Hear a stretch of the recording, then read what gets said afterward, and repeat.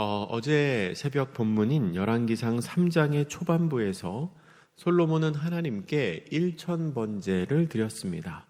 이 1000번제라는 것은 1000번의 제사를 드린 것이 아니라 1000마리의 희생으로 드린 제사입니다. 그 제물이 1000마리였다는 거죠. 엄청난 희생을 하나님께 올려 드린 것입니다. 하나님께서는 솔로몬의 그 제사를 기쁘게 받으셨습니다. 그래서 꿈에 나타나서 솔로몬에게 이렇게 물어보십니다. 내가 내게 무엇을 줄꼬 너는 구하라 라고 말씀하시지요.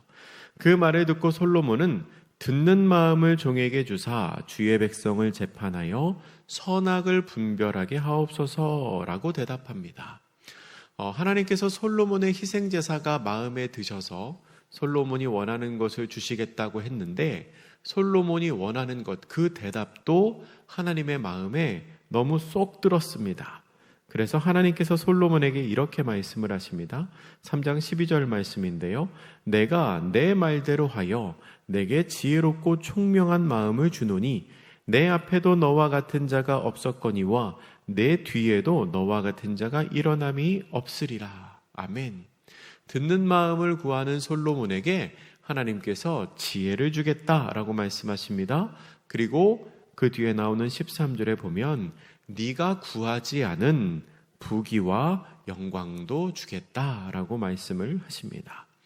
그렇게 솔로몬은 하나님께 지혜와 부귀와 영광을 약속받았습니다. 그리고 그 뒤에 나오는 오늘 본문은 하나님께서 주신 지혜로 솔로몬이 재판하는 장면이 나옵니다. 하나님이 정말로 솔로몬에게 지혜를 주셨다는 것을 솔로몬이 어려운 재판을 풀어가는 것을 통하여 증명하고 있는 겁니다. 하나님이 정말로 지혜를 주셨구나. 이게 말씀만 하신 게 아니라 진짜 하나님이 솔로몬에게 지혜를 주셨구나 하는 걸 이 어려운 재판을 풀어가는 것을 통해 증명한다는 거죠. 솔로몬의 이 재판 이야기는 굉장히 유명합니다. 기독교인이 아니고 성경을 한 번도 보지 않은 사람들도 이 이야기를 알고 있을 정도입니다. 저희 아이가 보는 그림책에도 이 솔로몬 얘기가 나오더라고요. 한 집에 두 여인이 살고 있었습니다. 두 여인이 사흘간의 간격을 두고 출산을 합니다. 다른 사람이 없는 중에 각각 아이를 데리고 자다가 한 여인이 자기 아기 위에 눕는 바람에 아기가 죽는 일이 발생합니다. 그러자 그 여인은 죽은 아이를 옆에 있는 다른 여인의 품에 누이고 그 다른 여인의 아이를 본인이 데리고 옵니다. 그 다른 여인이 자다가 깨어보니 깜짝 놀랐습니다. 아기가 죽었습니다. 근데 가만히 살펴보니 자기 아이가 아닙니다. 그래서 옆에 있는 여인에게 물어보는데 도무지 말이 통하지가 않습니다. 그 아이가 자기 아이라고 고집을 피웁니다. 아마 이 억울한 여인은 주변 사람들에게 호소하고 또 그들이 사는 지역에 있는 제사장에게 찾아가서도 호소했을 겁니다. 그때 당시에는 제사장이 1차적인 재판관의 역할을 했으니까요. 근데 해결이 안 됩니다. 그래도 해결이 안 됩니다. 그래서 결국 이 솔로몬에게까지 왕에게까지 오게 된 것입니다. 이 사건은 드러난 정황만 보더라도 굉장히 해결하기 힘든 사건임을 알 수 있습니다. 둘만 있는 집에서 밤에 잘 때 일어난 사건입니다. 다른 사람, 그러니까 증인이 없기 때문에 이 두 사람의 진술에 의지해서 사건을 풀어나가야 하는데 둘의 의견이 너무나 팽팽합니다. 일반적인 방법으로는 해결이 불가능한 사건입니다. 그러니까 왕에게까지 이 사건이 왔겠지요. 그런데 이때 솔로몬의 지혜가 빛을 발합니다. 솔로몬의 해결 방법이 무엇이었을까요? 우리 오늘 본문 3장 25절의 말씀을 25절 같이 읽겠습니다. 시작. 왕이 이르되 산 아이를 둘로 나누어 반은 이 여자에게 주고 반은 저 여자에게 주라. 여러분, 이게 도대체 무슨 말도 안 되는 말입니까? 진짜 말도 안 되는 말이에요. 살아있는 아이를 둘로 나누어서 각각의 여인에게 주라니요. 근데 이 말도 안 되는 명령이 내려지니까 이때 진짜 아이의 엄마가 드러납니다. 26절 우리 같이 읽겠습니다. 시작. 그 산 아들의 어머니 되는 여자가 그 아들을 위하여 마음이 불붙는 것 같아서 왕께 아뢰어 청하건대 내 주여 산 아이를 그에게 주시고 아무쪼록 죽이지 마옵소서 하되 다른 여자는 말하기를 내 것도 되게 말고 내 것도 되게 말고 나누게 하라 하는지라. 아이의 진짜 엄마는 도저히 그렇게 할 수가 없었습니다. 그래서 이렇게 말합니다. 내가 양보할 테니까 아이를 죽이지 마십시오. 저 여인에게 주십시오. 라고 말합니다. 지금까지는, 조금 전까지는 어떻게 해서든지 아이를 되찾아야 한다는 생각이 강했는데 갑자기 아이가 죽을 위험에 처하니까 이 어머니의 모성애가 아이를 포기하는 쪽으로, 내가 아이를 포기하더라도 아이를 살리는 쪽으로 그 모성애가 발현된 것입니다. 반면에 다른 여인은 그 아이가 누구의 것도 되지 않게 하자라고 말합니다. 너무 잔인하고 비정하지요. 전혀 정이 없는 모습입니다. 진짜 엄마일 수가 없죠. 그 모습을 보고 왕은 누가 진짜 아이의 엄마인지를 알 수 있었습니다. 27절에서 이렇게 말합니다. 왕이 대답하여 이르되 산 아이를 저 여자에게 주고 결코 죽이지 말라. 저가 그의 어머니이니라 하매. 아멘. 하나님께서는 중심을 보시는 분이기 때문에 하나님의 지혜를 받은 솔로몬도 이 말을 통하여, 이 상황을 통해서 두 여인에게 어머니의 마음이 있는지 없는지를 알 수 있었습니다. 그리고 이 여인들의 말을 통해 솔로몬은 그들의 마음을 읽고 진짜 어머니를 찾아내었습니다. 본문 28절의 말씀을 보면 그 판결을 보고 사람들이 왕을 두려워했다라고 기록합니다. 하나님의 지혜가 그들과 함께 있음을, 하나님의 지혜가 그 솔로몬과 함께 있음을, 하나님께서 솔로몬과 함께 계심을 그 판결로 인하여 알 수 있었기 때문입니다. 우리가 잘 알고 있는 오늘 본문에서 몇 가지 생각할 거리를 한번 찾아보겠습니다. 먼저는 본문에 나오는 두 여인에 관한 것입니다. 이 두 여인은 창기라고 소개되어 있습니다.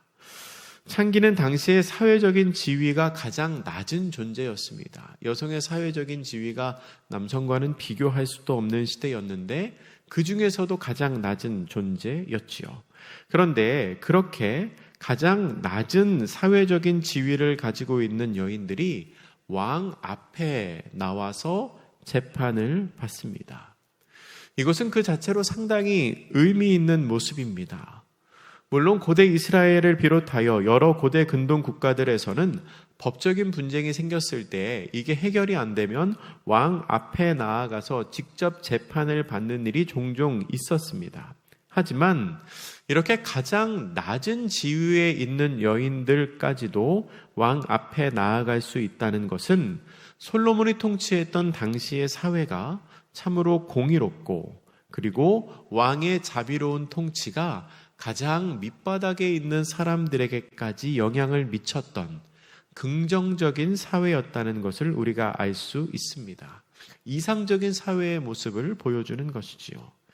조금 더 신학적인 말로 의미를 부여하자면 이 억울한 일을 당한 미천한 여인이 왕 앞에 나아가서 문제를 해결받았다는 것은 누구나 은혜의 보좌 앞에 나아갈 수 있다는 것을 상징하고 의미하는 것입니다. 창기가 왕 앞에 나아가서 은혜를 입었다면 나라고 해서 은혜를 입지 못할 이유가 없는 거죠. 가장 낮은 지위에 있는 사람이 왕 앞에 나아갈 수 있다면 그보다 나아 보이는 나도 왕 앞에 나아가고 나도 그 왕에게 은혜를 입을 수 있다는 겁니다. 나에게는 아무런 자격이 없더라도 우리가 주님 앞에 나아갔을 때 하나님의 은혜와 긍휼의 대상이 된다는 겁니다. 실제로 자격 없는 우리를 위해서 예수님께서 십자가를 지셨습니다. 우리가 어떠한 일을 했기 때문에 주님이 우리를 위하여 희생하신 것이 아닙니다. 우리는 아무런 일도 하지 않았지만 그저 하나님의 은혜로 예수 그리스도의 사랑의 대상이 되었습니다. 우리가 원수일 때, 죄인일 때 그리스도께서 우리를 위하여 돌아가셨습니다. 그 신실한 사랑에 힘입어서 누구나 하나님 앞에 나아갈 수 있고 그 하나님 앞에 나아가는 사람은 누구나 은혜의 대상이 될 수 있는 겁니다. 이 사건을 통해서 우리가 알 수 있는 두 번째 사실은 하나님께서는 우리의 억울함을 풀어주시는 분이라는 겁니다. 여러분, 솔로몬은 왕입니다. 이것은 만왕의 왕이신 우리 아버지 하나님의 이미지를 드러내는 것입니다. 본문의 솔로몬을 통해서 우리는 우리를 대하시는 하나님의 속성을 알 수 있습니다. 그 중에 하나가 억울함을 풀어주시는 하나님입니다. 오늘 본문에서 아들이 죽은 여인은 잘못된 분노를 표출하고 있습니다. 여러분, 이 여인은 착각해서 그런 게 아닙니다. 진짜로 이게 내 아이라고 착각한 게 아니었어요. 자신의 아들이 어떻게 죽었는지를 알고 있었습니다. 그럼에도 불구하고 계획적으로 아이를 바꿔치기 위해서 그 아무 잘못 없는 여인을 괴롭게 합니다. 정말 이상한 사람이죠. 정말 이상한 여인입니다. 이게 우리가 제3자의 입장에서 사건을 보니까 그냥 흥미진진한 사건으로 보일 뿐이지, 만약에 내가 이런 일을 당한다면 정말 너무나 억울하고 정말 분할 겁니다. 근데 여러분, 요즘 시대에는 이렇게 이상한 사람이 정말 많습니다. 최근에도 너무나 불행한 일들이 일어나지 않았습니까? 아무 일도 없이 출근하는데 길을 걸어가고 있는데 목숨을 잃습니다. 재산을 빼앗깁니다. 억울한 일을 당합니다. 나의 어떠함이 아니라, 내 잘못 때문에 그런 것이 아니라 잘못된 분노를 표출하는 어떤 이상한 사람 때문에 내가 까닭 없는 피해를 당하는 겁니다. 그런데 그 억울함, 그 원통함을 우리 하나님이 아시고 하나님께서 풀어주신다는 겁니다. 시편 72편 4절은 이렇게 기록합니다. 그가 가난한 백성의 억울함을 풀어주며 궁핍한 자의 자손을 구원하며 압박하는 자를 꺾으리로다. 아멘. 억울함을 풀어주시는 만왕의 왕이신 우리 하나님을 이 솔로몬이 예표하고 있는 것입니다. 이 사건을 통하여 우리가 알 수 있는 세 번째는 우리 하나님이 지혜의 근원이라는 사실입니다. 솔로몬의 판결은 하나님의 지혜로 한 것입니다. 사실 이게 이야기를 딱 듣고 나서 보면은 별로 어렵게 느껴지지는 않습니다. 근데 아무나 생각할 수 없는 방법입니다. 그런데 여러분, 이것이 진짜 지혜입니다. 딱 들었을 때 누구나 이해할 수 있지만 아무나 생각할 수 없는 것. 이게 지혜지요. 얘기를 했는데 어려워서 이해하지 못하면 낭패입니다. 그거 지혜 아닙니다. 반면에 누구나 다 생각할 수 있는 것도 지혜가 아닙니다. 누구나 듣고 바로 이해할 수 있지만 쉽게 생각할 수 없는 것. 이 둘 사이의 균형을 맞추는 게 정말 중요한데요. 하나님께서는 그 절묘한 지혜의 근원이십니다. 예수님께서 하셨던 논쟁 중에 그러한 지혜가 잘 드러납니다. 마태복음 22장에 나오는 세금 논쟁. 가이사에게 세금을 바치는 것이 옳으냐, 옳지 않으냐. 너무 어려운 난제이죠. 근데 예수님은 너무 쉽게 대답하십니다. 가이사의 것은 가이사에게, 하나님의 것은 하나님에게. 부활 논쟁. 부활 때에 7명의 남편을 둔 아내는 과연 누구의 아내입니까? 이것도 굉장히 난제죠. 첫째 아들인가, 둘째 아들인가. 근데 예수님 뭐라고 답하십니까? 너희가 천국을 이해하지 못해서 그렇게 말하는구나. 계명 논쟁도 그렇습니다. 율법 중에서 가장 큰 계명이 무엇입니까? 10가지 10계명 중에 어느 한 가지가 크다고 하면은 그럼 다른 것은 안 중요합니까? 라고 반문할 텐데 예수님은 그 계명을 줄여서 딱 말씀하십니다. 하나님 사랑하고 이웃을 사랑하라. 너무나 쉽게 이해되지만 누구도 생각하지 못하는 것. 하나하나의 대답에 감탄할 만한 하나님의 지혜가 들어있는데요. 하나님께서는 이렇게 지혜의 근원이시라는 겁니다. 그래서 우리는 지혜가 부족할 때 지혜의 근원이신 우리 하나님께 여쭈어야 합니다. 야고보서 1장 5절은 이렇게 기록합니다. 너희 중에 누구든지 지혜가 부족하거든 모든 사람에게 후히 주시고 꾸짖지 아니하시는 하나님께 구하라. 그리하면 주시리라. 아멘. 우리가 구하면 하나님이 주십니다. 또한 하나님께서는 하나님을 경외하는 자에게 지혜를 주십니다. 잠언 1장 7절은 이렇게 기록합니다. 여호와를 경외하는 것이 지식의 근본이거늘 미련한 자는 지혜와 훈계를 멸시하느니라. 아멘. 모든 지혜의 근원이신 우리 하나님께 구하고 하나님께 경외하는 자에게 세상이 깜짝 놀랄 만한 지혜를 주신다는 겁니다. 말씀을 정리하겠습니다. 여러분, 창기가 솔로몬 앞에 선 것처럼 우리는 어떠한 모습이든지 하나님의 은혜의 보좌 앞에 나아갈 수 있습니다. 그리고 솔로몬이 그에게 찾아온 여인의 억울함을 풀어준 것처럼 하나님께서는 우리의 억울함을 풀어주시는 분입니다. 솔로몬이 그러한 지혜로운 판결을 할 수 있었던 이유는 지혜의 근원이신 하나님께서 그와 함께 하셨기 때문입니다. 오늘도 구하는 자에게 지혜를 주시는 하나님, 후히 주시고 꾸짖지 않으시고 우리에게 은혜를 베풀어 주시는 그 하나님과 동행하는 하루 되시기를 주님의 이름으로 축복합니다. 기도하겠습니다. 사랑의 하나님, 감사합니다. 오늘도 새벽을 깨워 하나님을 예배하게 하시고 하나님의 은혜 가운데, 하나님의 지혜 가운데 살아가게 하시니 감사합니다. 주님, 우리가 주님 앞에 나아가는 사람들 되게 하여 주시옵소서. 그리하여 하나님의 지혜를 힘입어 살아가는 사람들 되게 하여 주시옵소서. 오늘 한 날도 우리의 삶에 그렇게 동행하여 주시옵소서.